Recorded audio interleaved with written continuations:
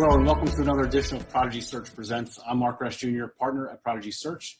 Today I'm excited to welcome a dear friend of mine to the conversation, Leonard Bonacci. Leonard, thank you for being with us and taking the time. Thanks for having me, Mark. I really appreciate it. I want to start out by saying that your backdrop is much more impressive than mine. I may have to switch to like the moon or something. This took time to construct, believe me. Hey, I'll have Leonard jump in to talk about his background and his current role, mostly about his current role and what he's tasked with day to day. But by way of brief background, Leonard is the Regional Vice President, Stadiums and Arenas for ASM Global. He's been there for about 6 years now. I think started off as in a consulting capacity before being elevated and kind of rising through the ranks there into a very prominent position within the organization. And prior to that, spent nearly 16 years with the Eagles. I mean, I think it seems like a lifetime ago, but what a great run. And was most recently serving as Vice President of Event Operations and Event Services. And Leonard and I first met at the Eagles when he was a big wig. I was a low man on the totem pole. So I am honored to speak with him today. And as I said at the outset, I'd love to have you, Leonard, talk about what your people know about your organization, and we'll talk about the merger, but talk about your day-to-day. Talk about what you're primarily responsible for as Regional Vice President. First, thanks for having me, Mark. I really appreciate it. It's always good to reconnect. And if one thing out of this whole pandemic, the whole use of video chatting has been great. And I feel even more connected than a typical phone call. So thank you again for the opportunity. My role as Regional Vice President is really to make sure the properties that we manage, ASM Global is obviously a facility manager of stadiums, arenas, theaters, and convention centers around the world. And they divvy those up. And given my experience, as you mentioned, is in primarily stadiums and pro sports, that's been the carve out for me within our account group. I primarily work with our NFL stadium portfolio. And we have 2 NBA basketball teams as well. So I'm there to make sure the general managers of those facilities have what they need to be successful, as well as maintain a client relationship to ensure that we're able to manage those buildings together for a long time. One of the things I'm fascinated by, given how you just described your role and the types of venues that you oversee, doing your job, and you talk about video, right? So doing a job like yours via phone and video rather than what in theory has a lot of hands-on elements, seeing what's going on, meeting the people, seeing the GMs, the VPs of operations, the other key constituents and stakeholders at the client, at the venue. And listen, your personality, much like mine, you're an in-person type of guy, right? It's not always, I'll shoot you an email, shoot you a text. I'd rather talk to you over the phone and meet you in person for a coffee to talk about X, Y, or Z. But you can't go to the stadiums. You can't go to the arenas, the convention centers right now. How is that? I mean, how has that changed kind of the way you do that? I mean, are you having success doing that and adapting to flying all over the world, meeting, especially all over the country, meeting with the venue operators? Yeah, so it definitely presents a challenge. I enjoy jumping on an airplane and going to meet with our clients out in the field. There's nothing better than kind of walking the stadium on event day. To me, that's probably why we do what we do. Yep. Watching people kind of come together and enjoy themselves. I am much more comfortable in being there and hands-on and shaking hands, slapping backs, and walking around just getting to know each other. So you do have a challenge there when you have to do everything on the phone or on video. One part of my experience prior to coming to the Philadelphia Eagles was in radio. So I have to say that training has come in handy here in the past couple of weeks. It's important to communicate as much as you can. Obviously, you lose the nonverbal. You pick it up now in this video component. Sure. You want to make sure you're picking up the cadence of your communication with your staff and your clients. And it does present a different challenge, but boy, it's a lot of fun to go to different markets, meet different folks, and help with those unique challenges that are there. And you talked about one of the things that you really like about the job is when you're going to those markets, you're right, walking the concourse or sitting up high and being able to take it all in with the key operators and take it all in and being there. One part of that is with fans, right? So clearly there's 2 conversations going on right now, which is, when or if things get restarted, first and foremost, without fans in attendance, whether that's golf or football. I mean, whatever you pick, every single sport is saying we're going to do this, and probably without fans. what does that mean to you? How do you feel about that notion of these stadiums and arenas being empty? Look, since the dawn of time, humans have congregated. And, I always tell people when they say, really, what business are you in? And, when we were with the Eagles, it was easy. We're in the football business, right? Now, I've started to say to people, we're in the business of helping people forget about life for a while. And, you come together in these stadiums, arenas, theaters, and you get to relax and reconnect and just kind of enjoy yourself. And that's been taken away, and you start to recognize the value even more. I think it's important, Mark, that, there's this talk of getting things on TV. I applaud the NFL and their leadership for going ahead with the draft. I'm a news junkie like probably you are, and I read a lot of both sides. Should they, shouldn't they? How insensitive is it? Whatever. I got to tell you, just my opinion. Obviously, a lot of people have others, but I applaud them. It helped me forget about life for a while. Yeah, same here. And it was great to see some of our former colleagues watch their kids. We saw Mr. Runyon's drafted by the Packers. That was a lot of fun. I remember him walking around training camp as a kid. And man, you want to feel old. Now he's a pro football player. So there's a lot of stories there. And I thought all the networks, kudos to them, kudos to the league and the leadership. It was a brave move. But anyway, that's a long-winded way of saying I think they do need to get things back on television. Let's at least start back.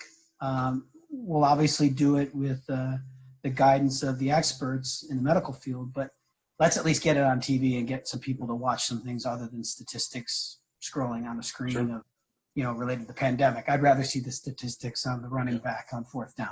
Yeah. When one of the things, and again, respecting confidentiality or that things are still in play and you're still working through these things with each of your, again, the people at headquarters, but also at the facilities that you're responsible for.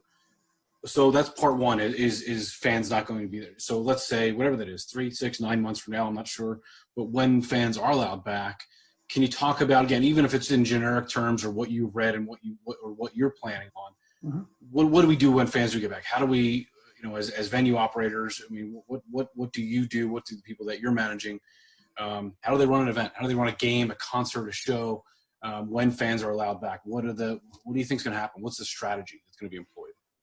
So I feel like I'm using this example a lot lately. I just used it a few minutes ago. I feel like we're all, and I mean all, not just sports and entertainment. I just mean any place where people gather, whether it be a grocery store, a hotel, an airline, or sports and entertainment, or Las Vegas. We're flying this plane as we're building it, right? We're all trying to figure it out with the help of some terrific medical minds. The short answer is I don't know what it looks like. I do think that there'll be an initial reaction and measures that will be put in place, and I think those will evolve over time. I think the closest one I could probably point to was we were at Veterans Stadium at the time when 9/11 happened. And right after, there were a number of things put into place, and those measures evolved over time. Some got more and more, I don't know if the word strict is the right word, but, they got more involved, more detailed, and some relaxed, some went away. I think, we'll probably, with the help of our medical folks, come up with some practices to put in place to keep people safe. I think if you walk into any local grocery store, I know the ones out here have done a great job. There's people in their hand sanitizing stations everywhere. There's people wiping things down.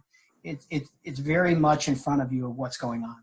I'm sure at night, when they close it down, they're cleaning, restocking, doing those things. So I think I'm taking my cues from folks like that and watching what they're doing. There are a lot of papers being put out by some really smart folks about how they see the future going. But I think it's going to be things like that, hand sanitizing stations. How do we deal with food? How do you deal with the distribution of food? How do you deal with, what we're calling the customer journey, right? When they get out of the car, how do we do security screening? How do we do this 6-foot barrier? Do we lay it out differently? You know, Mark, there's probably a lot more questions out there. And what I like about that is there's a lot of conversation around those questions. Yeah. Frankly, all the leagues are having these conversations. So I think through that dialogue, you probably will see some things. But I guess the greater point is we'll probably have a number of measures in place to get people in. And who knows if that's a percentage of the building, all of the building, or somewhere in between. You're probably going to see some measures in place in the beginning. There'll be some, you know, execution errors or elongated waits times or anything like that, just as we saw after 9/11. Sure. But I think the industry, if not the country, if not the world, will evolve and we'll make changes, and technology will help. Technology will play a huge part in this. And I think you'll see some changes because I think the overriding spirit is we want to come together. We want to celebrate our teams. We want to forget about life for a while and enjoy ourselves and come together as a community, sports community, what have you. I think you're going to see that, but with some measures in place. It's interesting, and just as a sidebar, I mean, I think the one comment you made, among others, that I took away from that, and you're right. It's not a singular event in one city or something. It's not and we'll get to this later when we talk about some events or some things you might have experienced in Philly, but because it includes everybody. I mean, the league should be talking to each other. The teams should talk to each other, and everybody will come up with some sort of best practice. You know, won't be able to implement everything, but this isn't just, oh, well, that's a St. Louis issue. They'll take care. Or that's a New York issue. That's a Florida. I mean, this is everybody in every sport going to say, yeah, here's what we think will work best. We're going to try, to your point, some of the food and beverage, you know, security. Here are the measures we're going to take in all these areas. And you can maybe cherry pick, you know, based on what the organization feels is best. To that point about brainstorming, by way of transition, I you know, looking at the shirt, you know, and I mentioned at the beginning, the merger, we talked about, and you mentioned it as well. I believe initially first announced February of 2019, then it was completed October in the merger between AEG Facilities and SMG, finally coming together, coming to fruition and being finalized. What's changed since then? And maybe do you, I mean, to the positive, right? I mean, and what do you foresee changing as a result of that merger into the future? I'll tell you, it's exciting. You look at the two companies, SMG and AEG Facilities, two of the industry leaders, to be able to come together. You're taking, in my view, the global expertise of two very large facility companies and putting them together. The widening of the experience base, the widening of the network, the opportunities for employees, the benefit to all of our stakeholders, the expansion of knowledge and experience and opportunity.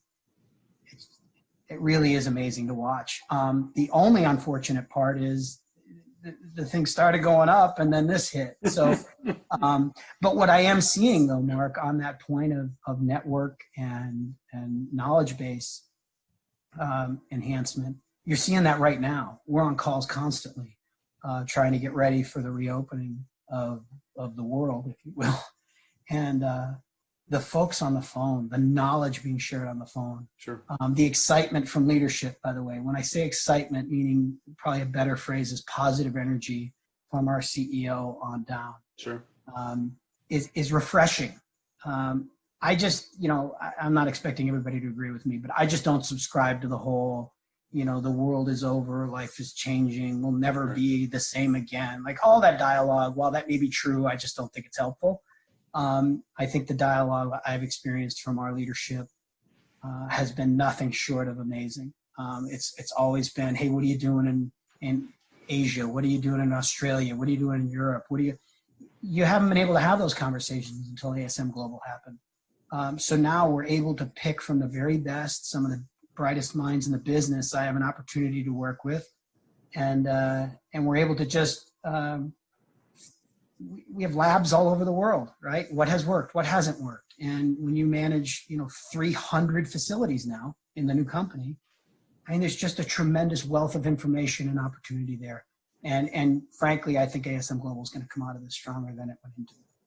You know, and that's got to be part of that's going to be part of the pitch, right? That's going to be part of the value proposition and it is competitive. And I think there are, again, whether it's older organizations, new organizations, ones that, you know, are fresher to the space, but it's hard to compete with how big you guys are now, right? And to your point, the network, the number of people, and it is global. It's not just using that word. It's very much is global. This isn't just a U.S. based company. I mean, you guys are all over. The knowledge base and the network are two things that's got to be part of the pitch, right? I got to imagine we can tap into anybody for any area of expertise and pretty much have an answer or a solution to X. I mean, it's got to be one of the top things you guys talk about. Yeah, I mean, to be able to realize the full potential, as our CEO says, of the world's greatest spaces, places, and events, creating just amazing experience for guests, and as I mentioned, offering exciting opportunities for our employees and just the highest value possible for stakeholders. I mean, all of that just got turbocharged when these two companies came together. I just really believe that. I think the level of communication has been fantastic across the globe. It's not always great. The time frames don't always line up. I've been on a number of 2 a.m. Hong Kong calls, but it's exciting learning about new cultures and new ideas, different perspectives. And, you know, hey, we're going to do something in the stadiums here. And you may talk to a stadium in Europe, you know, that says, oh, yeah, we tried that. And we know guys here and we know guys there. And, you know, AEG Facilities was probably one of the major players in the whole birth of the MLS. So as MLS expands and, you know, it looks like we'll be playing in Chicago with those guys again at Soldier Field, you know, to just pick up the phone and be able to talk to 3 MLS experts that are now in the family. Yeah. It's priceless. We talked briefly about your time with the Eagles, and you mentioned the vet in 9/11, which is interesting. I hadn't thought about that in terms of this question, but my mind was going in a few different areas when I thought about this. So, you know, in your time with the Eagles, not only did you open up Lincoln Financial Field, several NFC championship games, we won't talk about the results of those, several international soccer, countless Army Navy games, NCAA lacrosse, I mean, I think you guys opened with 3 or 4 or 5 Bruce Springsteen shows. So just, again, major events.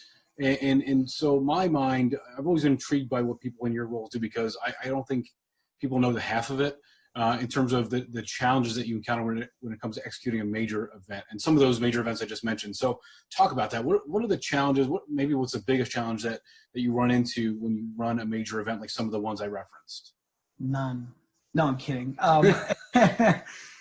You know, somebody equated it once. I wish I could credit the person that told me this, but they said, you know, it's like a duck. He said, when you see that duck going across the water, you know, nice and smooth, and, you know, that's what the guest is supposed to see. But when you look underneath, he's paddling like hell.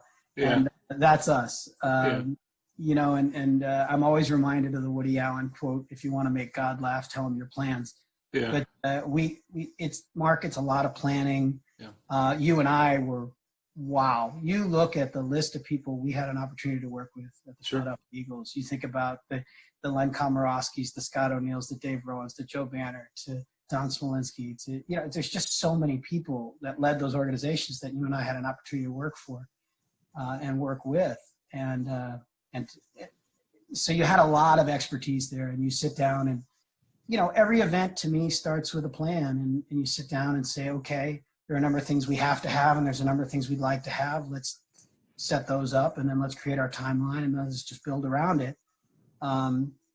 I think it's, you know, it's important that everybody is honest and trusting in each other and communicating, if not over communicating, to ensure success. I think it's important to have a goal and steps to achieving that goal. I think as I progress in my career, I'm recognizing the importance of having flexibility in achieving that goal. You know, as you sit down in this business, especially when it's a visiting entity like Army Navy, where you have, you know, West Point, you have Annapolis, you have the city, you have the team, you know, it's just a lot of different stakeholders. I think it's critical that you realize that there's not, you know, the way to do it. There's just a way, right? There's a number of different ways, right? And if you recognize that yours is a way and not the way, I think it greases the rails to get to success much quicker. So I think the keys to putting on major events like this are, you know, having really good relationships, recognizing we're here to provide the highest quality sports and entertainment experience to whoever's in the building. And that goes for participants, the people promoting the event, the people coming to the event, the people working the event. as long as you view all of those people as stakeholders and people you need to make sure have the highest quality experience, I think you're off to the races. You're in the right place to be successful. I like what you said a moment ago about it's a plan, it's a way. It doesn't mean to be the plan or the way, and that's what we have going on right now with the pandemic. It's not a snowstorm where you can say, well, we need to have this many people cleaning the parking lots or the seats clean, or if there's a fire, here's what we're going to do when there's a fire. We're going to exit through. This is different. And so you're right. I mean, there's a plan, not the plan, or a way, not the way. So I think it's important to, one other thing I feel like I've learned over time is that, as flat as you can keep the organization is probably a good thing during normal business. I think it's important also to recognize that organization is going to get very hierarchical very quickly when the stuff hits the fan.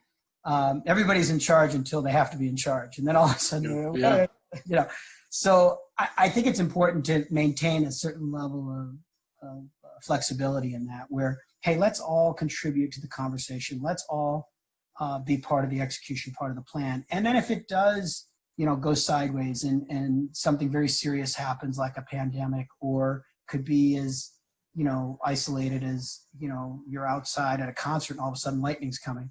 You don't have a lot of time to get everyone's input and all that. You hopefully have done that during the planning stages, right? So now when we execute, it's very much a bang, bang, bang, bang, bang, and you can get it done, and it's very clear who's in charge. So I do think to be successful in this business is to maintain that level of flexibility, but also challenge your colleagues to be part of the conversation.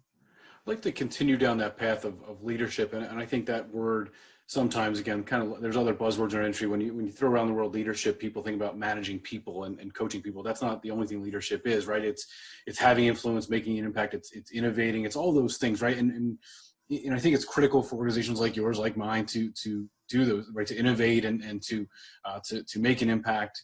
How have you, during this time, right? You as a leader, because you've built up enough cachet, I think, in this industry, where people look to you and say, I respect this guy's opinion, or respect what he has to say. So as a leader, how have you maybe changed things up or evolved over the last, let's call it 6 weeks, 2 months, where you weren't just always status quo? You've had to, have an influence, make an impact, go to senior leadership and say, we should do this, or we should consider that. Like, how have you changed as a leader during the last couple of months? I recently read an article called, it was about empowerment leadership. And I really I think we all evolve our leadership. If you don't, I think you're going to get stale very quickly, and, you're not as impactful as you might be as a leader. I think, to be a good leader, especially in this time, Mark, I have kind of looked inward first to make sure I'm the best team player, colleague I can be, and providing value to my team or the team that I've been assigned to. That's the first step, right? Am I organized in the new normal that we're all living in, right? In our houses, when, you have kids, I have kids, how do I deal with the 8-year-old coming running in, or you get up in the morning and you take your shower, you get dressed, you go to work, but that just happens to be in the bedroom in the back. But, getting yourself right to be the best you can be for your team. So that was the first thing I did during this, because I found myself missing things or forgetting things because I just didn't have my infrastructure, right, that we all have set up at work. So that was the first thing. The second thing was increasing the cadence of communication. I wanted to make sure, at least in the role I'm in, my primary goal is to make sure my team has what they need to succeed in the field. The resources, the communication, the information, whatever it is, that help on a decision. So I really view it as focusing on that. Do they have the information they need? Every once in a while, I'll send an article, have a Teams call, and let's just communicate what's going on. With the recent news of the NFL season coming up, hey, let's have a call with all of our stadiums. When you have 7 stadiums, NFL stadiums, you can come together and just have a communication. Now, it might be we're all saying, I don't know, but you know what? You've taken 30 minutes, 50 minutes to be together on a video call, share ideas, be with colleagues. And, oh, by the way, I'm dealing with this challenge. Or one of the things we're doing in a lot of our buildings that are now dark, we're getting some of that work done that the like to haves done, do we paint this, do we fix that? So people just looking for information on that, just the sharing of ideas and perspectives on things has been incredibly helpful.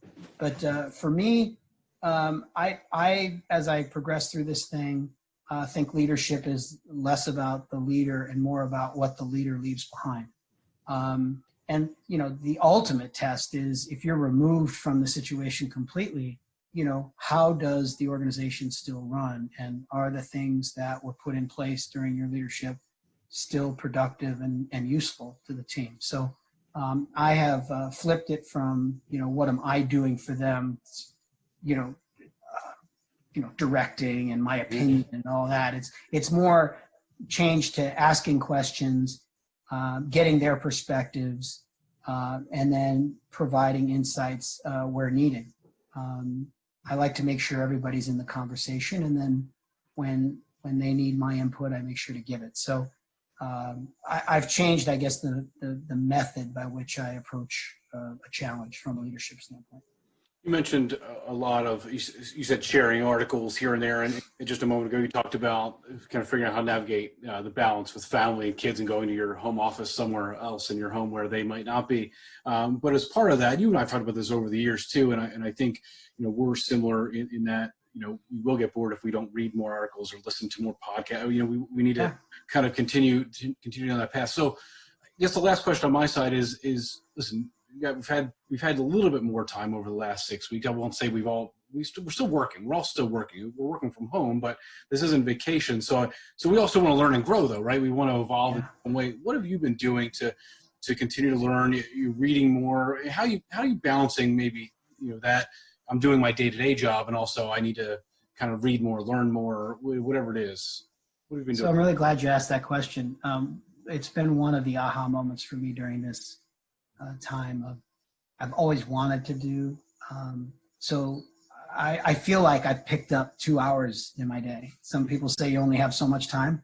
I feel like I've actually added 2 hours, and that's the commute, right? And what I've decided to do with those 2 hours is, on the front end, I use that time for my morning reading.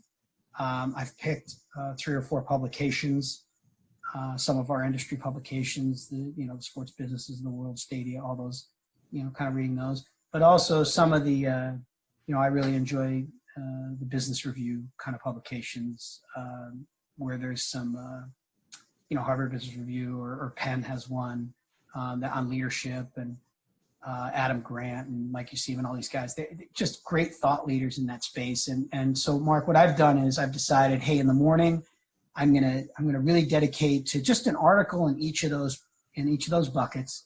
And podcasts have been great, by the way. I've got a couple I listen to, and on the weekends, I've really enjoyed listening to a few. Adam Grant's Work Life has been fantastic. It really is, for anybody that's looking for one to add to their mix from a work standpoint. That's a real good one. Really gets you thinking about different things and how to make work the best possible experience it can be. And even some of our publications have gone to an audio stream of a summary, which has been good to just start your day off with just some industry information. And then you jump into the day-to-day, because the day-to-day stuff's always going to be there. Yeah, and that's the have to do, right? The old Covey triangle, or the quadrants. The have to do's are always going to be there. It's the like to do's, or as Steve McClatchy says, the gain tasks, right?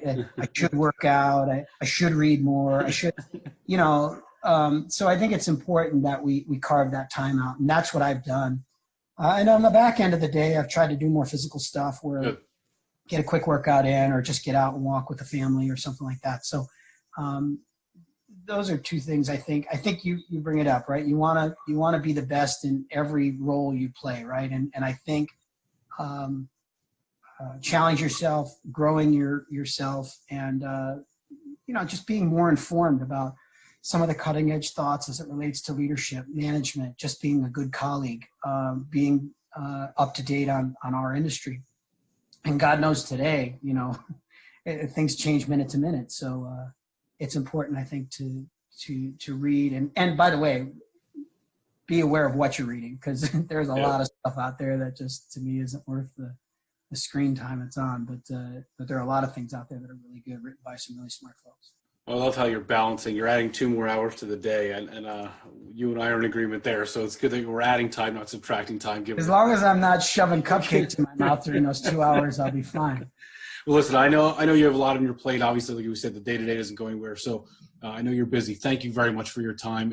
Just tremendous conversation. I love hearing, again, not just philosophical, but the experiences you've had in this 20-plus year career. It's good for people to hear, again, whether it be the team side, which, again, everybody loves and aspires to be, but people don't know enough about the world that you're in right now. And I always love educating them on, again, prior SMG, but now the merged company. So thank you so much for your time. Really appreciate it. Thank you, Leonard. Thanks for the opportunity, Mark. I really appreciate it, and good luck to you. Thank you.